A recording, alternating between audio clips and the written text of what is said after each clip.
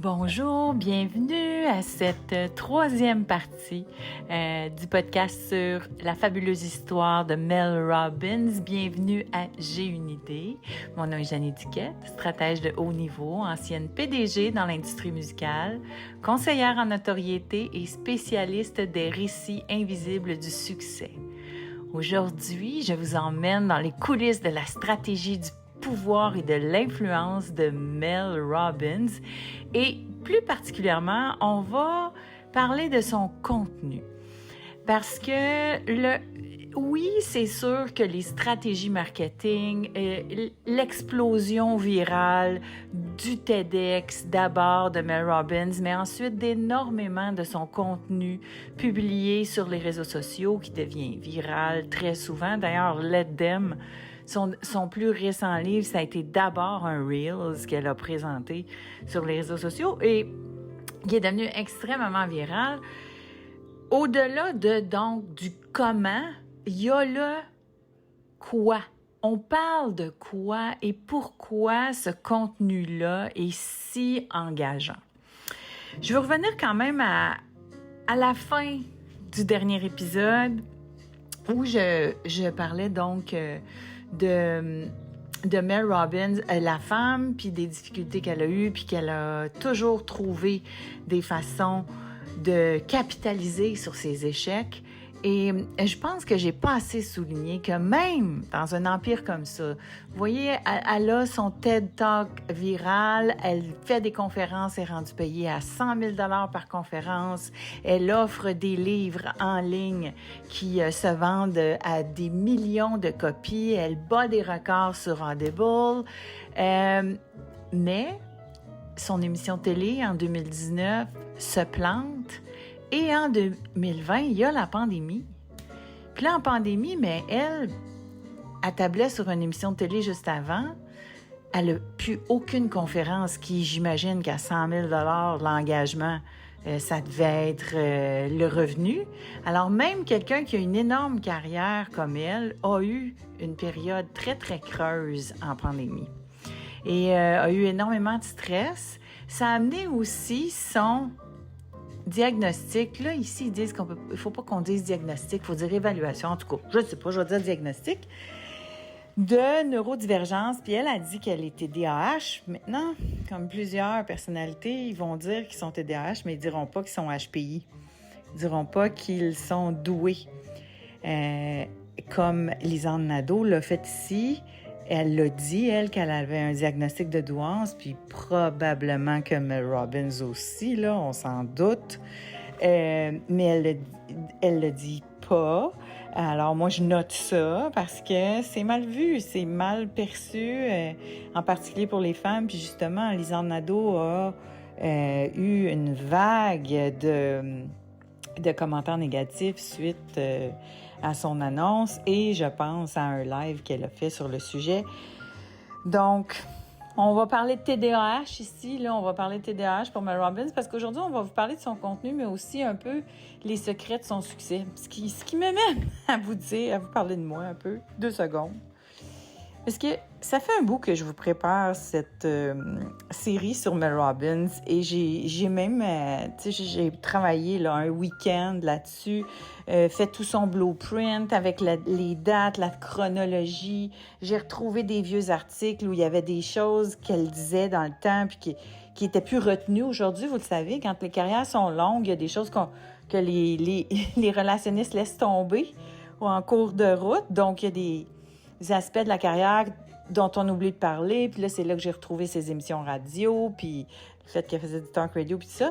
Fait que j'avais tout fait, écoute, un document qui s'appelait Mel Robbins, sa vie, OK, que j'ai juste retrouvé aujourd'hui. On s'entend, là, aujourd'hui, j'ai fini les 2 épisodes sur sa vie. Alors, mais j'ai pas arrêté de chercher dans mes 2 ordis où est-ce qu'il était ce document-là avec sa vie toute bien expliquée, toute bien détaillée. Eh bien, c'est ça. Je l'avais pas. Moi, ma neurodivergence, là, c'est vraiment ça.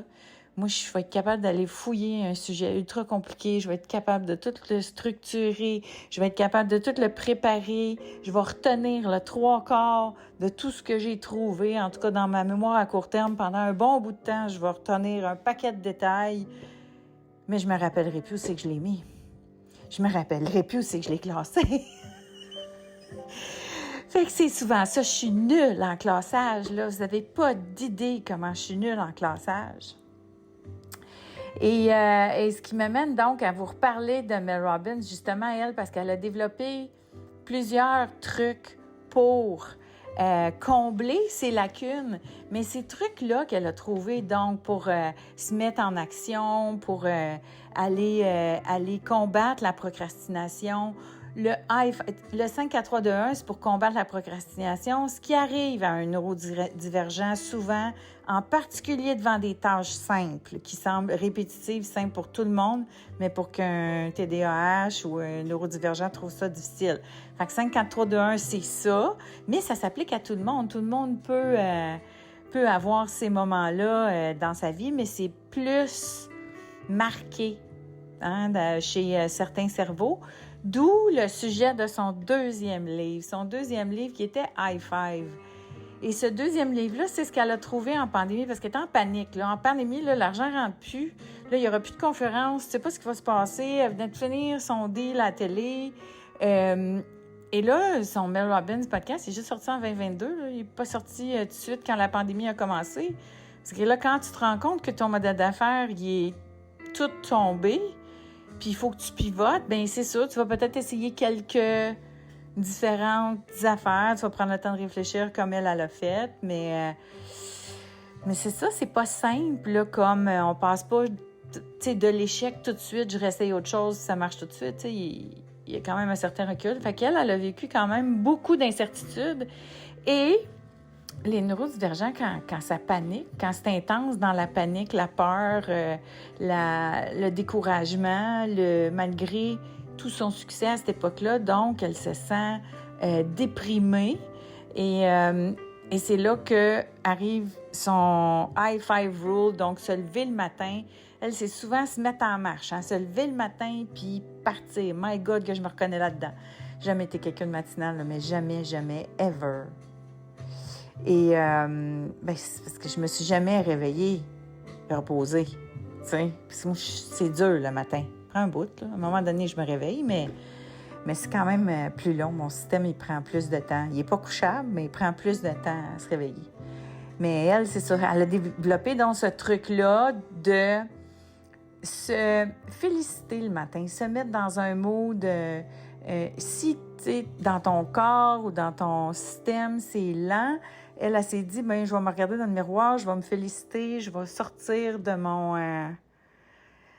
ma dépression et ça va peut-être pouvoir aider des gens. Donc, son réflexe en pandémie, elle a écrit ce livre-là. Ensuite, elle a réfléchi et le Mel Robbins Show est arrivé. Puis, elle a aussi parlé pendant ce temps-là de sa neurodivergence et de ses trucs pour se mettre en marche. Puis, je veux quand même vous les partager. Je vous ai dit que je parlais de son contenu. Mais c'est des choses qu'on nomme souvent quand on parle de Mel Robbins. C'est sa routine matinale structurée. Alors, je vous dis, là, son rituel quotidien, qu'est-ce qu'elle fait tous les matins. Alors, elle, pas de téléphone pendant la première heure. Elle ne touche pas à son téléphone, on ne touche pas aux écrans.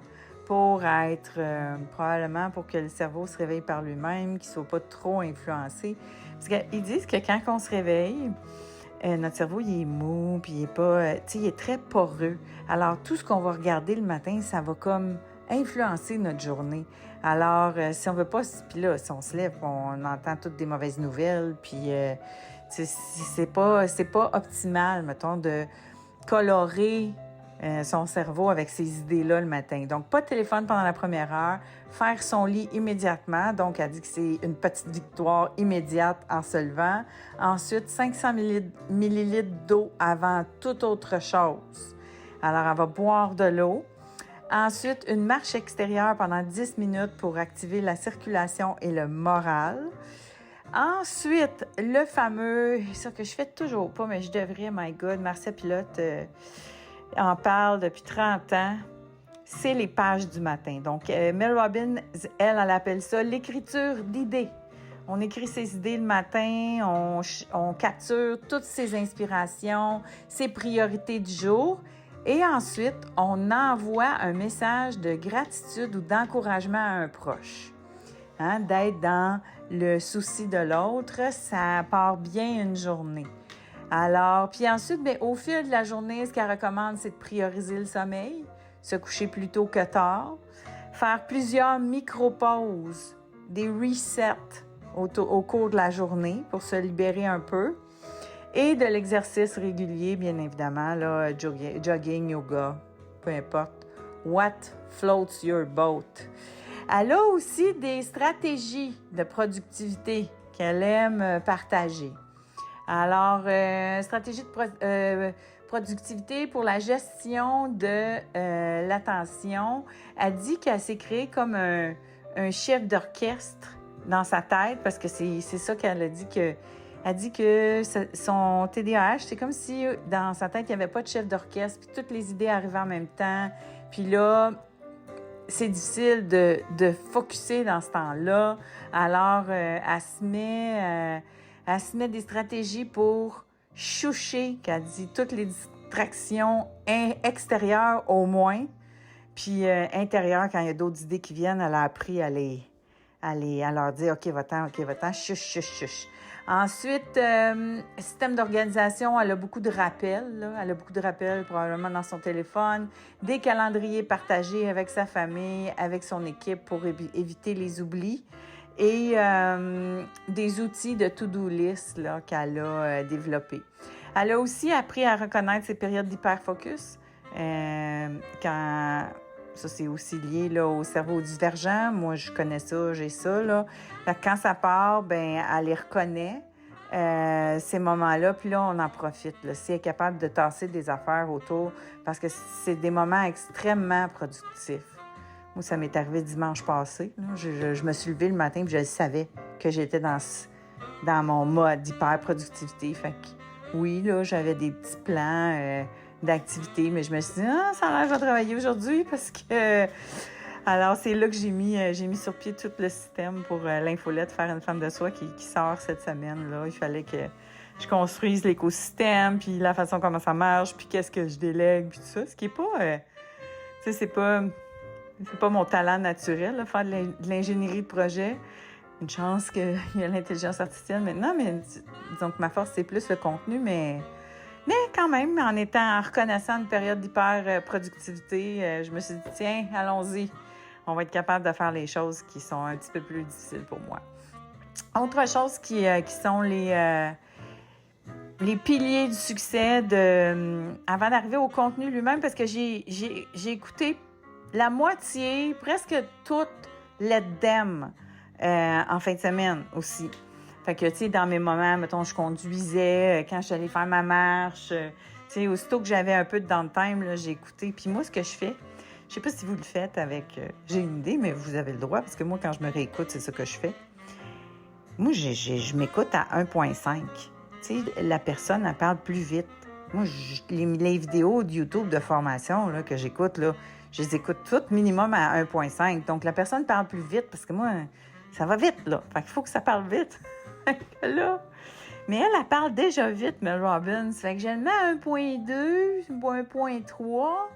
Puis, tu sais, il y a du monde que je mets à 2, là, des fois, parce que pour accélérer. Puis, il paraît que quand la personne parle plus vite, notre cerveau a tendance à écouter plus, à être plus attentif.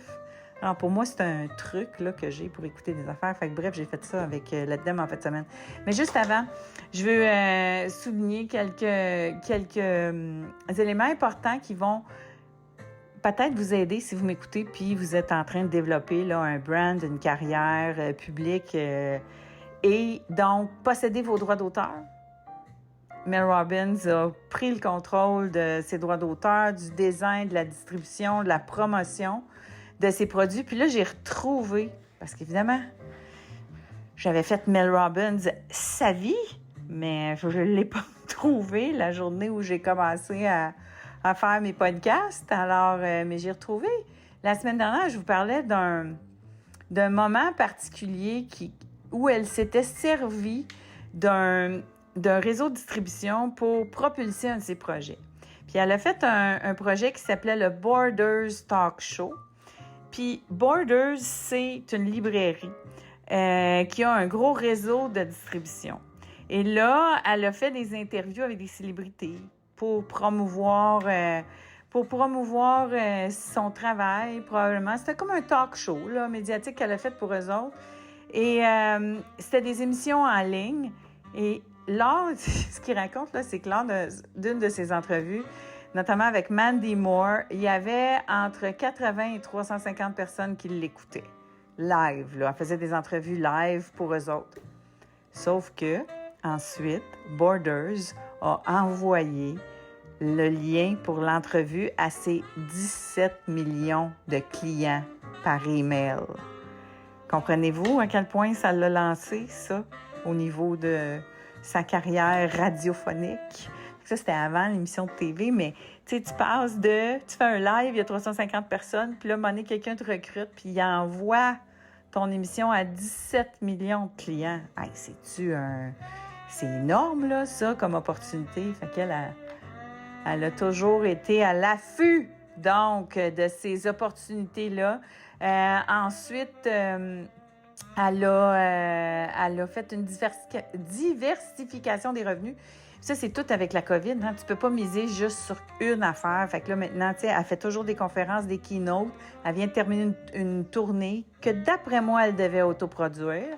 Donc, si ses salles sont pleines, c'est quand même assez payant, là. C'est 50 000 US par date. Mettons, ça doit pas coûter bien cher en production, ça. Tu sais, c'est en net, au moins 50, 100. Mais si elle le fait, j'imagine si elle le fait, c'est parce qu'elle fait plus que 100 000. Fait que je sais pas quel genre de salle elle fait, mais si c'est un soft seat à 5 000 personnes, calculé, là, ouais, c'est facilement peut-être 250 000 $ par date. OK. Mais c'est quand même intéressant, n'est-ce pas? Fait que ensuite, elle est payée par son partenaire de podcast. Là, elle a un deal avec Sirius qui doit la payer tant de millions par année pour diffuser son podcast sur Sirius. Parce que c'est un incentive. Les gens qui l'aiment, ils veulent l'écouter sur Sirius. Ensuite de ça, elle a son revenu de sa page YouTube, qui est 3 millions. Plus aux États-Unis, tu as des revenus sur TikTok, là. Fait que ça commence à être super intéressant. Il y a des cours en ligne aussi. Elle a quelques partenariats corporatifs. Donc, c'est vraiment, vraiment un empire. Je veux en venir maintenant au contenu du contenu, à sa façon de parler, à sa façon d'interagir. Puis pourquoi quelqu'un qui est peut-être à la base un peu controversé, parce qu'elle rentre dedans, tu sais. Puis c'est pour ça que, c'est drôle, je l'ai expliqué à quelqu'un cette semaine, puis ça m'a permis de formuler ce que je pense, c'est que la différence entre le format radio puis le format podcast, c'est que tu peux pas parler à la personne de la même façon. Puis la même métaphore, ça s'applique la télé versus podcast. Je vous donne la différence selon moi, c'est que l'auditeur de la radio ou de la télé, lui, il est passif, il est là. Oui, il écoute ton émission, mais ça se peut qu'il soit juste devant sa télé, puis que c'est ton émission qui arrive, puis il est là. Fait que oui, il y a une relation avec toi, mais c'est une relation corporate, je dirais. C'est une relation polie, tu sais. Puis oui, il est dans la salle pendant... C'est comme si, tu sais, il y a une série de conférences une journée, puis là, Mel Robbins, elle arrive entre 1h et 2h, puis là, c'est elle qui fait la conférence. Les gens qui sont là, oui, parce qu'elle est là, mais parce qu'ils s'intéressent au sujet, puis tout ça. Fait que c'est ça le niveau de proximité que tu as avec quelqu'un qui t'écoute à la radio puis à la télé. Par contre, en podcast, la personne qui t'écoute en podcast, là, c'est parce qu'elle veut. Parce qu'elle est allée chercher ton podcast. Elle l'a downloadé. Donc, la métaphore, c'est comme si la personne rentre dans ton bureau puis elle te paye pour tes services. Tu sais, donc, quand tu vas chez le psy, là, le psy peut te parler d'une certaine façon puis tu te n'attends. C'est ça que tu vas chercher. Mais, mettons que tu t'en vas dans un événement public puis qu'il y a quelqu'un qui parle en avant, t'as pas le goût qu'il te dise tes 4 vérités devant tout le monde, là. Ça te tente pas nécessairement. Fait que j'exagère les deux, mais juste pour Ben, je vous le dis, moi, je me suis trompée une fois, là. Ça m'est arrivé, bon, à la radio, des fois, à faire une femme de soi, on est 1 heure de temps. J'ai eu quelques annulations dernière minute, puis des fois, je me dis, ben, je peux faire l'épisode toute seule. Je suis habituée, je le fais avec le podcast, tout ça. Puis, les fois où je le faisais l'année dernière, j'avais pas le podcast. J'ai commencé le podcast l'été dernier. Fait que quand j'en ai refait un à un moment donné cette année, j'ai eu vraiment le ton podcast, mais totalement. Et je me suis réécoutée à la radio et j'ai fait « Oh non, je peux pas parler aux gens de la radio comme ça. » C'est comme, je l'ai senti que c'était pas tout à fait le bon ton. Et, fait qu'on parle pas de la même façon. Tout ça pour dire que Mel Robbins, elle a son style très rentre-dedans, très viens ici, je vais te dire tes 4 vérités, viens ici, je vais t'aider, viens ici, je vais t'aider à t'en sortir, viens ici, je vais te l'expliquer simplement, mais ça va avoir beaucoup d'impact pour toi. Et c'est surtout ça, c'est qu'elle convainc les gens avec des concepts simples, mais qui, au fond, sont basés sur des théories qui peuvent être compliquées, mais elle les a tellement simplifiées et elle les rend tellement concrètes, et c'est ça que j'ai compris en écoutant Let Them, que c'est accessible à tous et surtout, je pense que ça a de l'impact, puis c'est pour ça que les gens disent « Achète le livre, sa meilleure affaire, j'ai jamais lu de ma vie, achète ça, c'est l'affaire qui a eu le plus d'impact sur moi, etc. » C'est que la façon dont elle présente son contenu, ça favorise le passage à l'acte de la personne. Parce qu'il y a bien du monde qui écrit des bons livres, mais est-ce que les gens appliquent ce qu'ils ont appris dans le livre après? Souvent, c'est non, tu sais. Souvent, ils vont pas le faire. Alors, comment tu fais pour que les gens s'engagent? Parce que c'est sûr que les gens veulent lire un livre parce qu'ils veulent un résultat. Sauf que si les gens font pas ce que tu conseilles dans le livre, il n'y en aura pas de résultat. Puis là, s'il n'y a pas de résultat, la personne, elle dira pas « J'ai lu le livre de Mel Robbins, puis ça n'a rien fait. » Elle dira pas « J'ai lu le livre de Mel Robbins, j'ai rien fait de ce qu'elle a dit, puis j'ai pas eu de résultat. » Ce que la personne va dire, c'est « J'ai lu le livre de Mel Robbins, puis c'est pas bon, ça n'a rien changé. » Comprenez? Fait que c'est comme, elle a trouvé une façon dans son contenu d'amener les gens à poser les gestes nécessaires pour qu'il y ait un véritable changement dans leur vie. Elle a une façon de présenter les choses pour que les gens passent à l'acte. Puis généralement, c'est un contenu plus de formation, ça. Mais elle l'a amené dans un média, donc c'est pour ça que je vous dis, je suis convaincue qu'il y a une structure derrière, tout ça est pensé, réfléchi.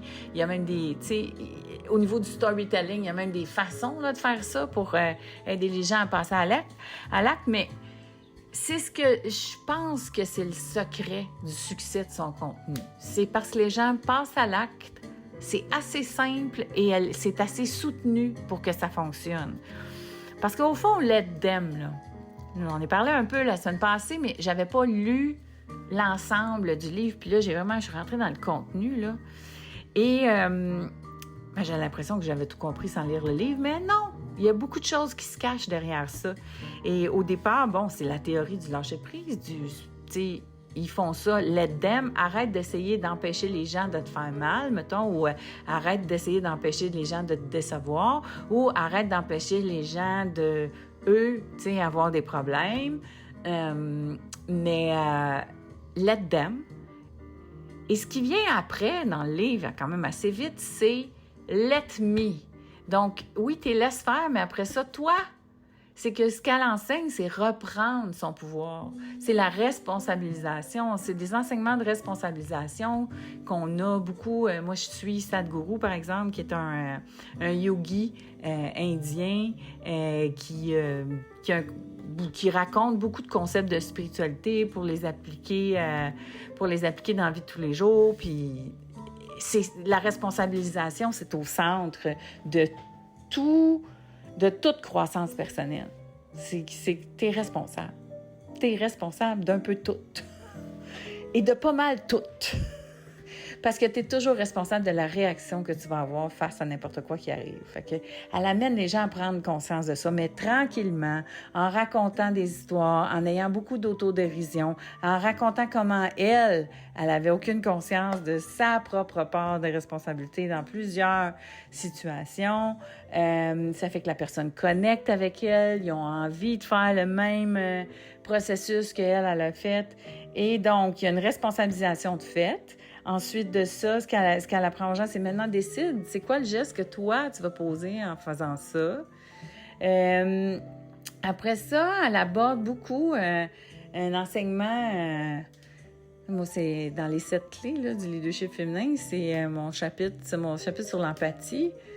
Mais c'est vraiment sur la gestion des émotions. Tu sais, ce qu'elle raconte, c'est que comme on n'a pas appris aux enfants, puis même les parents, cette génération-là, n'a même pas appris à gérer ses propres émotions. C'est quoi des émotions? Comment est-ce qu'on gère ça, des émotions?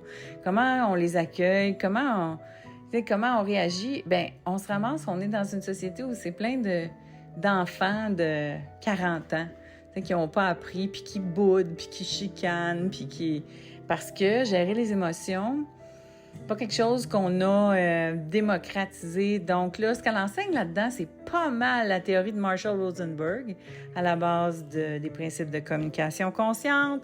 Fait que de reconnaître ses émotions, de les nommer, juste nommer l'émotion que tu l'as au moment où tu l'as, prendre un moment pour savoir qu'elle est là, l'accueillir. Donc je sais que j'en ai déjà parlé dans d'autres épisodes.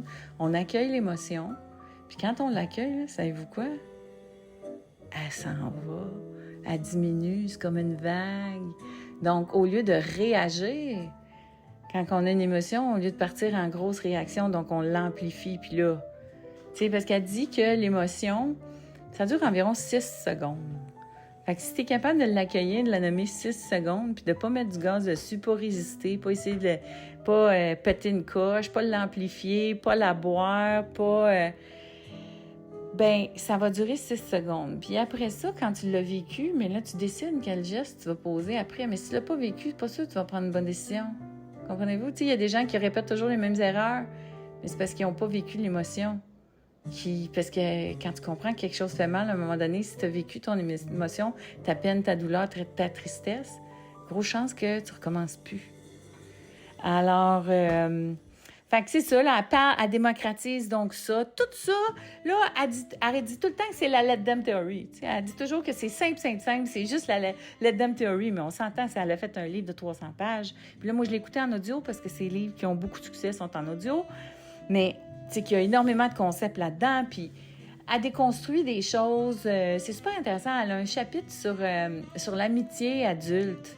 Puis elle raconte, tu sais, souvent c'est ça, on va avoir des déceptions d'amitié à l'âge adulte, on va vivre l'amitié différemment de quand on était jeune, puis ça commence à part de la vingtaine, tu sais, de ce moment dans la vingtaine où, tu sais, tes amis qui étaient toujours ta proximité avant, t'étais à l'école avec eux autres, t'étais tout le temps avec, tous les jours, tout ça, là, tout le monde s'en va un peu tout partout, puis là, mais forcément, vu qu'il n'y a plus de proximité, bien, il y a des gens que tu vois plus. Puis l'amitié, c'est beaucoup une question de proximité, surtout à l'âge adulte. Alors, elle déconstruit un paquet d'affaires qui diminuent les déceptions probablement des gens, puis qui vont les aider à se responsabiliser, puis à être moins... à comprendre plusieurs phénomènes. Donc, elle applique sa théorie Let Them dans plusieurs sphères de la vie. Et c'est très, très, très, très accessible, encore une fois. Et c'est quelque chose qui aurait... Tu sais, il y a un sens de la répétition aussi dans son contenu. Donc, moi, je suis pas mal convaincue que les gens qui vont prendre le temps d'écrire, de lire son livre au complet, ça va faire un changement dans leur vie. Puis ça, c'est la meilleure façon d'avoir ce qu'on appelle du repeat audience.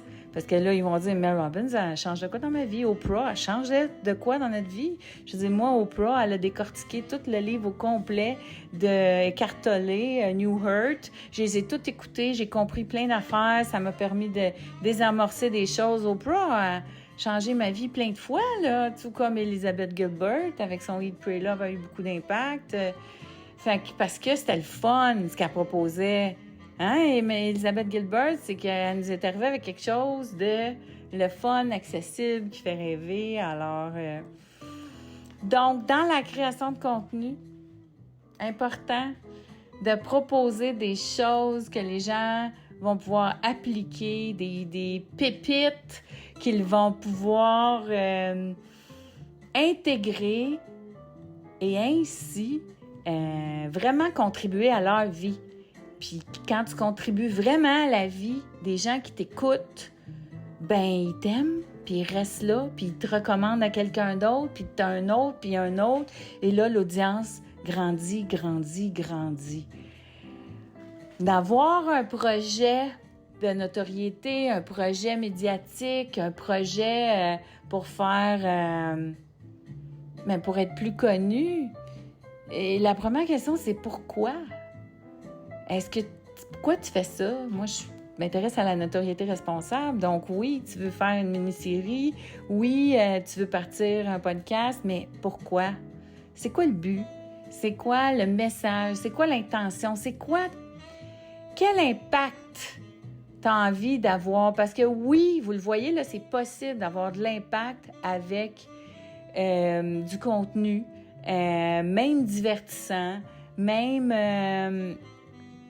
sans être tout le temps, je te prends par la main, puis les 3 conseils pour, tu sais, Mel Robbins n'a fait pas ça, elle raconte des histoires, elle rencontre du monde, elle s'organise, elle a une façon à elle-même d'avoir de l'impact, mais c'est pas aussi direct, c'est dans l'entertainment. Puis ça ramène à Jeannette Bertrand, ici au Québec, qui nous a offert des dramatiques pendant des années, qui nous apprenait des choses, qui nous montrait des situations, qui nous permettaient de faire des liens, nous permettaient de réaliser des choses qu'on vivait, qui nous aidaient à comprendre mieux les autres, la société, les gens qui nous entourent. C'est de l'impact, ça, puissant, et c'est ça qui fait que quelqu'un marque son époque. Alors, c'est ce que je pense que Mel Robbins fait à sa façon. Comme je vous disais l'autre fois, c'est sûr qu'un tel succès, ça va venir probablement avec des gens qui vont critiquer ou peut-être même de la controverse. Mais on espère pas trop. On espère que cette femme de pouvoir-là va continuer d'avoir un impact positif sur les gens qui l'aiment puis qui la suivent. Puis moi, ça m'a fait plaisir de vous parler d'elle un peu plus en détail. Vous m'avez écrit pour me dire que vous avez aimé cette série-là. J'espère que vous avez trouvé dans le contenu des informations, des concepts, des idées qui vont que vous allez pouvoir appliquer dans votre projet ou dans votre vie. Puis si vous avez aimé ça, gênez-vous pas à m'écrire pour me dire qu'est-ce que vous avez aimé, est-ce qu'il y a d'autres personnes que vous aimeriez, parce que là, il y a une nouvelle série qui vient de sortir sur Madonna, là. Avez-vous le goût d'avoir un deep dive sur Madonna? Dieu sait que j'en ai lu des biographies de Madonna. Alors, c'est un sujet que je connais bien. Ça me ferait plaisir de vous la décortiquer si ça vous tente.